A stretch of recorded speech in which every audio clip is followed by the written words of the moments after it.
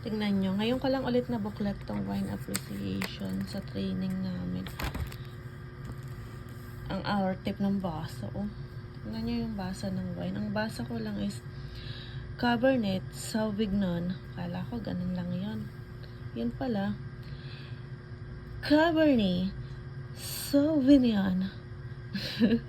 Cabernet Sauvignon. Ito pa isa. Sauvignon Blanc lang yung basa ko. Pero dapat ganito siya. Sauvignon Blanc. Sauvignon Blanc. Eto bet ko. Ang dali.